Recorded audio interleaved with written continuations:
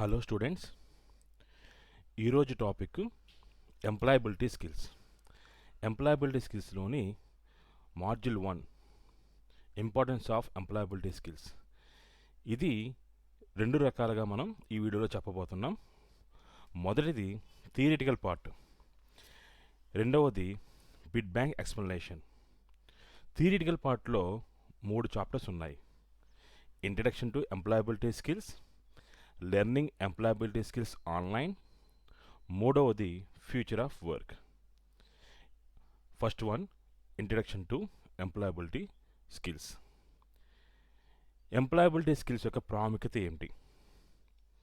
దీంట్లో మనం employability skills అంటే ఏంటి, అసలు ఎంప్లాయబిలిటీ స్కిల్స్ యొక్క ప్రాముఖ్యత ఏంటి, how to become a self learner with good mindset, with growth mindset, self లెర్నింగ్గా ఎలా ఎరగాలి అనే అంశాల గురించి మనం ఈ లెసన్లో మనం నేర్చుకోబోతున్నాం. మొట్టమొదటిగా చూసినట్లయితే వాట్ ఆర్ ఎంప్లాయబిలిటీ స్కిల్స్. చూడండి, ఆ పేరులోనే ఉంది ఎంప్లాయ్ ఎబిలిటీ స్కిల్స్. ఎంప్లాయ్ అంటే ఎవరు? To be in a job or work for a salary. జీతం కోసం పనిచేసే వ్యక్తి ఎవరైతే ఉన్నారో, ఎవరైతే ఉద్యోగంలో ఉన్నారో వాళ్ళని ఎంప్లాయ్ అని పిలుస్తాము. ఎబిలిటీ అంటే సామర్థ్యం. To have the right skills, knowledge required to do something. ఏ పనికైతే కావాల్సిన పరిజ్ఞానం ఉంటుందో దాన్ని చేసి చూపించగలుగుతారో వాళ్ళు దాన్ని ఎబిలిటీగా చెప్తాం, సామర్థ్యంగా చెప్తాం. స్కిల్స్ అంటే నైపుణ్యత. The ability to only know something but also do it in action. The ability to not only know అంటే కేవలం నైపుణ్యత ఉంటే సరిపోదు, దాన్ని చేసి చూపించగలగాలి, దాని అర్థం అది. But also do in action. ఎప్పుడైతే దానికి అవసరం వచ్చిందో దాన్ని మనం యాక్షన్లో చేసి చూపించగలగాలి. సో ఈ మూడిటి కలయికనే మనం ఎంప్లాయబిలిటీ స్కిల్స్ అని చెప్తాం. First one is employee. Employee అంటే work for a salary. Ability to have the right skills, knowledge required to do something. And skills means what? The ability to not only know something but also do it in action. Employability స్కిల్స్లో లేదా soft skills అని పిలుస్తారు. ఈ employability skills are soft skills are qualities that make you more likely to get hired and do well at work. మనం ఎక్కడైతే పనిచేస్తున్నామో ఆ పనిలో బాగా రాణించడానికి, మనకి ఎదుగుదలకి ఈ ఎంప్లాయబిలిటీ స్కిల్స్ అనేవి బాగా అవసరమవుతాయి. Learn about the importance of employability skills. ఉదాహరణకి ఒక ఫిట్టర్ ట్రేడ్ కుర్రాడు ఉన్నాడు, ఒక ఫిట్టర్ ట్రేడ్ ట్రైనీ ఉన్నాడు. ఇతనికి ట్రేడ్ సంబంధించినటువంటి స్కిల్స్తో పాటు ఏదైనా ఉద్యోగంలోకి వెళ్తే కనుక అక్కడ జాబ్లో ఎలా పనిచేయాలి, వర్కర్స్తో ఎలా ఉండాలి, అంటే కోవర్కర్స్తో ఎలా ఉండాలి, సూపర్వైజర్తో ఎట్లా ఉండాలి, అలాగే ఏదైనా ప్రాబ్లం వచ్చినప్పుడు ఎలా రియాక్ట్ అవ్వాలి, ఇట్లాగా చాలా రకాలైన అంశాలు అనేవి దాంట్లో ఇమిడి ఉంటాయి మన ఉద్యోగంలో. In today's competitive job market it's important to be in queue to get a good job and grow in our career. We need 2 types of skills. సాధారణంగా ఏదైనా మన ప్రస్తుత జాబ్ మార్కెట్లో, పోటీ ప్రపంచంలో 100 మందితో కలిపి ఉండడం వేరు, 100 మందిని ప్రత్యేకించి మనం సెపరేట్గా ఉండడం వేరు. దానికంటూ మనకు కొన్ని స్కిల్స్ అనేవి కావాలి. ఆ 2 రకాల స్కిల్స్ ఏంటంటే, ఒకటి టెక్నికల్ స్కిల్స్, రెండవది ఎంప్లాయబిలిటీ స్కిల్స్. టెక్నికల్ స్కిల్స్ అంటే అర్థం ఏంటి? ఉదాహరణకు చూడండి, stitching, carpentry, IT, plumbing, computer, networking, ఇలా రకరకాల స్కిల్స్ ఏమైతే ఉన్నాయో టెక్నికల్ స్కిల్స్ అని అంటాం వాటి ఉదాహరణగా. ఎంప్లాయబిలిటీ స్కిల్స్ అంటే ఇప్పుడు నేను చెప్పినట్టుగా those are soft skills. Okay, అంటే problem solving, positive thinking, growth mindsets, ఈ రకమైన ఆలోచన విధాన దృక్పథం అనేది ఉండాలి దాంట్లో. టెక్నికల్ స్కిల్స్ ప్లస్ సాఫ్ట్ స్కిల్స్ని కలిపి మనం ఎంప్లాయబిలిటీ స్కిల్స్గా మనం చెప్తున్నాం. ఎంప్లాయబిలిటీస్ కెన్ హెల్ప్స్ యూ. ఎప్పుడైతే ఒక అభ్యర్థి ఈ ఎంప్లాయబిలిటీ స్కిల్స్ని కలిగి ఉన్నాడో అప్పుడు ఆ పోటీ ప్రపంచంలో ఎక్కడైతే మనం ఒక జాబ్లో కానీ లేదంటే ఒక ఆఫీస్లో పనిచేస్తున్నామో అక్కడ మనకి ఇవి ఏ రకంగా సహాయపడతాయంటే how to work with a team. ఒక టీంతో మనం పనిచేసినప్పుడు వాళ్ళతో ఎలా పనిచేయాలి అని తెలుపుతుంది. Identify the solve problems. Identify and solve problems. ఏదైనా సమస్య గుర్తించడము, దానికి పరిష్కార మార్గంగా వెళ్ళడం. Communicate well at work. మిగతా కోవర్కర్స్తో కానీ బాస్తో కానీ సూపర్వైజర్తో కానీ సరైనటువంటి కమ్యూనికేషన్ విధానం కలిగి ఉండాలి. Gain digital literature. Digital literature అంటే ఇంటర్నెట్ సంబంధించిన అంశాల గురించి పూర్తి స్థాయి అవగాహన అనేది పెంపొందించుకోవాలి. Find a meaningful career path. మనం ఏ ఉద్యోగంలో రాణిస్తున్నామో ఆ ఉద్యోగంలో ఎదుగుదల ఎట్లా ఉంటుంది అనేది ముందుగానే మనం దిశానిర్దేశం చేసుకోగలగాలి. Get hired for a job. ఈ జాబ్ నుంచి కాకపోయినా వేరే జాబ్కి వెళ్ళేటట్టయితే కనుక మనల్ని అవతల కంపెనీ వాళ్ళు హైర్ చేసుకునే విధంగా, ఎంపిక చేసుకునే విధంగా మన యొక్క నైపుణ్య విధానాలు పెంపొందించుకోవాలి. Learn how to use digital technology comfortability. ఇందాక చెప్పినట్టుగా డిజిటల్ టెక్నాలజీని ఎలా ఉపయోగించుకోవాలో కూడా మనం పూర్తి అవగాహన అనేది మనం పెంపొందించుకుంటూ ఉండాలి. Speak English confidently. ఇంగ్లీష్లో మాట్లాడేటప్పుడు పూర్తి స్థాయిలో ఆత్మవిశ్వాసంతో మాట్లాడడం నేర్చుకోవాలి. Be confident as a person. ఏ విషయం గురించి మనం మాట్లాడినా ఎలా పనిచేసినా సరే మనం ఒక పూర్తి ఆత్మవిశ్వాసంతో కలిగి ఉండాలి. Present your self well in the work. పనిచేసే ప్రాంతంలో మనమేంటో మనం చూపించగలగాలి. సో ఇలా మనకి ఎంప్లాయబిలిటీ స్కిల్స్ అనేవి మనకి సహాయపడతాయి.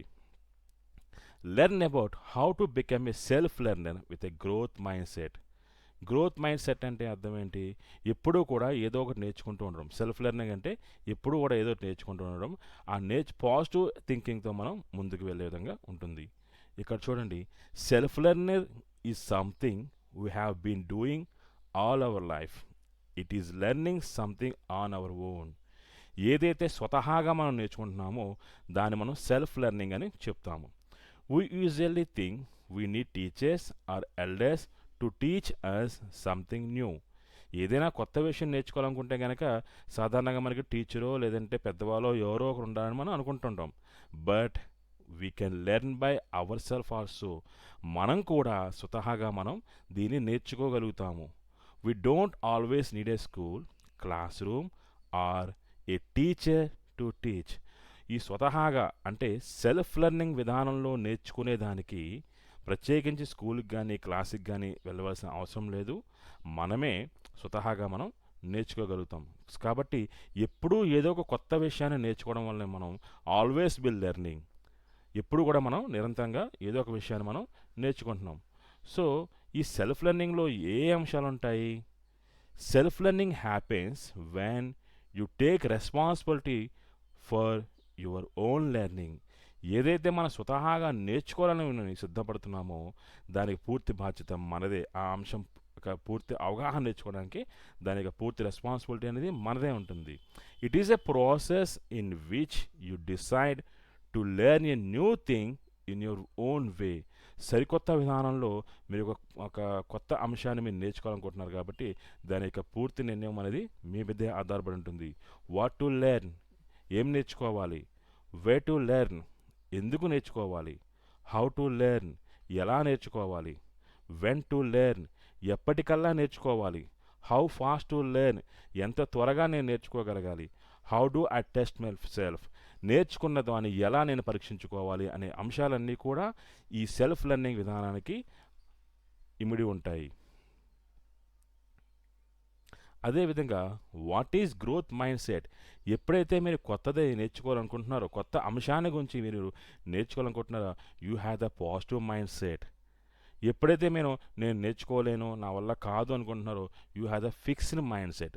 ఇక్కడ చూడండి, ఇక్కడ మనం క్లిప్పింగ్ చూసినట్లయితే గ్రోత్ మైండ్ సెట్కి ఫిక్స్డ్ మైండ్ సెట్కి మధ్య కంపారిజన్ ఉంది.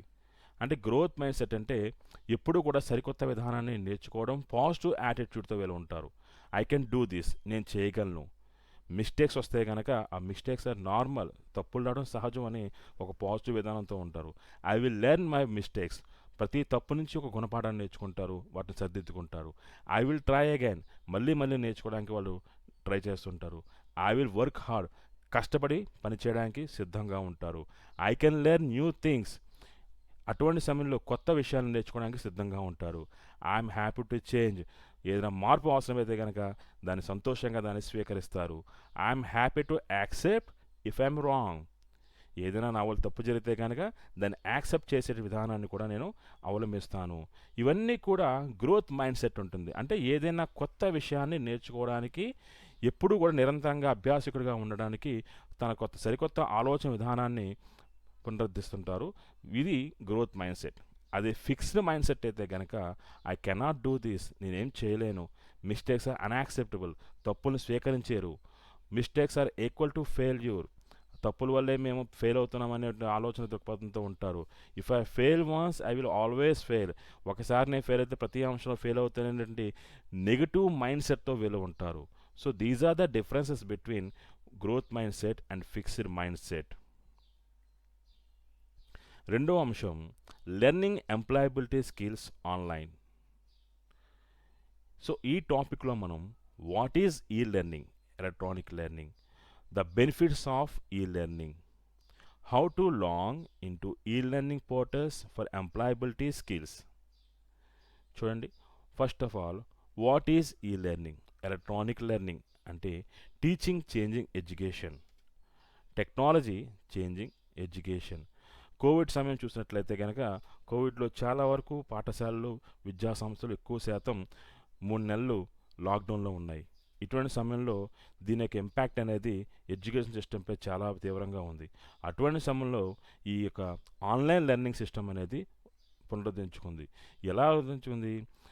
విద్యార్థులు తమ ఇంటి నుంచే, తమ ఉన్న ప్రదేశం నుంచే కంప్యూటర్ల ద్వారా, మొబైల్ ఫోన్ ద్వారా, ట్యాబ్లెట్స్ ద్వారా, డిఫరెంట్ మొబైల్ అప్లికేషన్స్ ద్వారా, పీడిఎఫ్ల ద్వారా, వీడియోల ద్వారా, ఆన్లైన్ లెక్చరర్స్ ద్వారా, ఇలాగా కొన్ని యూట్యూబ్ ఛానల్స్ ద్వారా వీళ్ళు ఏంటంటే తాము ఏదైతే అకాడమిక్ ఇయర్లో సిలబస్ని మిస్ అయ్యారో అదంతా కూడా మళ్ళీ వాళ్ళు నేర్చుకోగలుగుతున్నారు. సో ఈ లెర్నింగ్కి కావాల్సిన టూల్స్ ఏంటి? Internet facility, computers, laptops, mobile phones, tablets, ఇవన్నీ కూడా మనకి instruments. These are the instruments, major requirement tools for learning e learning system. So ఇక్కడ మనకి ఏదైతే కంటెంట్ మనం నేర్చుకుంటున్నామో దాన్ని కొంతమంది కొన్ని రకాలుగా మనకి డిస్ప్లే చేస్తుంటారు. ఒకటి వీడియోస్ ప్లే చేస్తుంటారు, లేదా పీడిఎఫ్ కంటెంట్ ప్లే చేస్తుంటారు, లేదంటే వర్డ్ ఫైల్స్ కమ్యూనికేట్ చేస్తుంటారు, లేదా ఆడియో ఫైల్స్ కమ్యూనికేట్ చేస్తుంటారు, లేదా ఈ బుక్స్, మ్యాగజైన్స్ ఉంటాయి వాటిని కమ్యూనికేట్ చేస్తుంటారు. సో ఇలాగా ఏదైతే అభ్యర్థికి కావాల్సిన అంశం ఉందో ఆ అంశాన్ని వాళ్ళు ఆ రకంగా మనకి విద్యార్థికి త్రూ ఇంటర్నెట్ ద్వారా మనకి ఈ డిజిటల్ లెర్నింగ్ సిస్టమ్ ద్వారా వాళ్ళకి మనకి కమ్యూనికేట్ చేయగలుగుతారు. ఇలా ఈ లెర్నింగ్ సిస్టమ్ని నేర్చుకోవడం వల్ల వచ్చే బెనిఫిట్స్ ఏంటి? It is a cost effective and saves time. దీని మీద ఎటువంటి ఫీజులు కానీ, లేదంటే ఫైనాన్షియల్ కానీ ఎటువంటి ఇబ్బంది అనేది ఉండదు. టైం కూడా ఆదా అవుతుంది. ఈ learning courses do not demand students to present in the class room necessarily. Students ఖచ్చితంగా క్లాసులో నేర్చుకోవాలనే నిబంధన ఏమీ ఉండదు. Student can proceed with the course from the comfort of their homes or any place the deemed convent. వాళ్ళకి విద్యార్థులకు ఎక్కడ సౌకర్యంగా ఉందో ఆ సౌకర్యవంతమైన ప్రదేశం, అది ఇల్లు కానీ లేదా ఆఫీస్ కానీ, ఎక్కడ వాళ్ళకి సౌకర్యవంతంగా ఉందో అక్కడ నుంచి వాళ్ళు ఈ లెర్నింగ్ క్లాసెస్కి అనేది వాళ్ళు అటెండ్ అవ్వచ్చు. This cuts down the money on travel and saves a lot of time. So ఈ విధమైనటువంటి ఈ లెర్నింగ్ విధానం వల్ల విద్యార్థికి దూర ప్రాంతానికి వెళ్ళవలసిన, ట్రావెల్ చేసిన నెసిటీ ఉండదు, దానికి ఖర్చు కూడా మిగులుతుంది, అండ్ సమయం కూడా కలిసి వస్తుంది. So these are the benefits of e learning: self pace, higher knowledge retention, easy course tracking, room for destination, encourage sharing, large target audience base, cost effective and time saving. Next topic is future of work. So work, భవిష్యత్తులో పని ఎట్లా ఉంటుంది అనేది ఇక్కడ చూడండి. ఈ టాపిక్లో మనం exploring post Covid job market, అంటే కోవిడ్కి ముందు జాబ్ మార్కెట్ ఎట్లా ఉంది, కోవిడ్ తర్వాత ఎట్లా ఉంది, the future of work, what skills do you need for the future of work. భవిష్యత్తు ఎదుగుదలకు ఎటువంటి స్కిల్స్ మనకి అవసరమవుతాయి అనేది ఈ టాపిక్లో మనం నేర్చుకోబోతున్నాం. The future of work. ఇక్కడ మీరు చూసినట్లయితే చూడండి, jobs that have become outdated or reduced in demand in the last 5 years. 5 సంవత్సరాల మునుపు చూడండి మనం చూసినట్లయితే ఎస్టీడీ బూతులు చూసాము, ఫోటో స్టూడియోస్ చూసాము, సీడీ క్యాసెట్లు అమ్మే షాపులు చూసాము, సిజరస్ గ్రైండర్స్ అమ్మే షాపులు ఉంటాయి, బైసికల్ రిపేర్ చేసే షాపులు కూడా మనం చూసాం.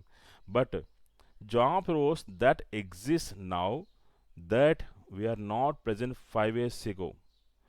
పైన ఉన్నటువంటి ఎస్టీడీ బూతులు కానీ ఫోటో స్టూడియోస్ కానీ 5 సంవత్సరాల మునుపు మనం చూసాము.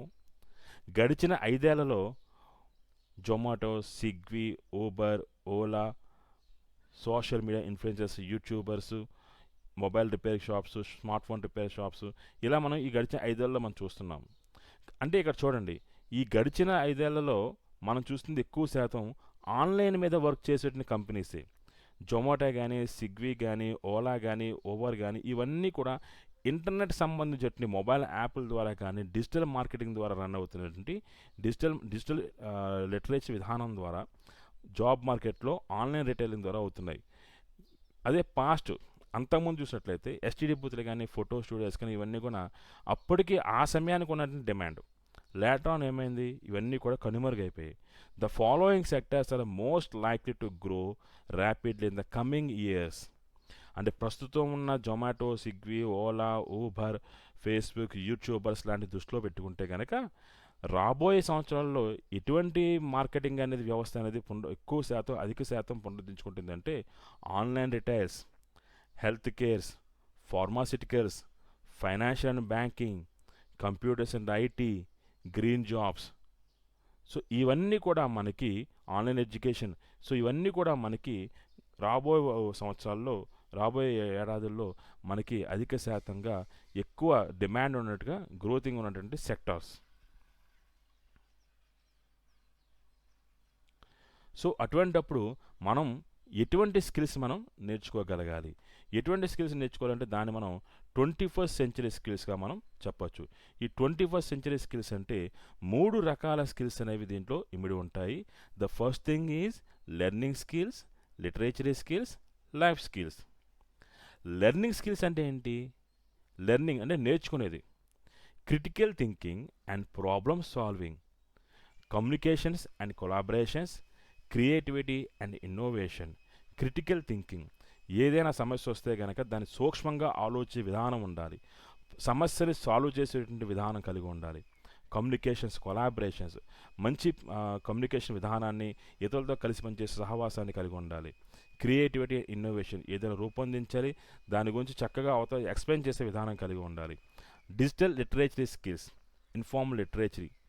డిజిటల్ లిటరసీ అంటే మనం కంప్లీట్ టెక్నాలజీ సంబంధించినటువంటి ఇంటర్నెట్ వినియోగం సంబంధించి, ఇన్ఫర్మేషన్ టెక్నాలజీ సంబంధించి ఎటువంటి కొత్త మార్పులు చేర్పులు వస్తున్నాయో వాటి గురించి పూర్తిగా మనం తెలుసుకోగలగాలి.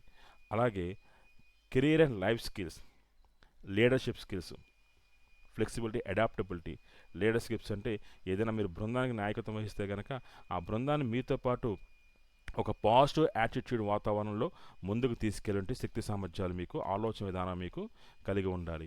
సో ఈ 21st century స్కిల్స్ అంటే ఎన్ని రకాల స్కిల్స్ ఉన్నాయి? దీంట్లో 3 రకాల స్కిల్స్ అనేవి ఉన్నాయి. What are those? Learning skills, literary skills and life skills. So ఈ మూడింటిని మనం 21st century స్కిల్స్ అని చెప్తాము. సో ఈ టాపిక్లో, ఈ మాడ్యూల్ 1లో మనం నేర్చుకున్న అంశాలు ఏంటేంటి ఒక్కసారి మనం బ్యాకప్ ఒకసారి రివ్యూ చూద్దాం. The first thing is what are employability skills, second thing is growth minds and self learning, and third one is future of work. Okay, employability skills అంటే ఏంటి? ఎంప్లాయబిలిటీ స్కిల్స్ గురించి మనం ఏం నేర్చుకున్నాం? టెక్నికల్ స్కిల్స్ మరియు soft skills కలిగి ఉండాలి. Technical skills అంటే our trade related skills, otherwise our branch related skills. Okay, and self learning అంటే సెల్ఫ్ లెర్నింగ్ విధానంలో మనం ఎక్కడి నుంచైనా సరే కంఫర్టబుల్గా మనం ఈ లెర్నింగ్ సిస్టమ్ ద్వారా using mobiles, phones and laptops, tabs ద్వారా మనం కావాల్సిన కంటెంట్ మనం నేర్చుకుంటాము.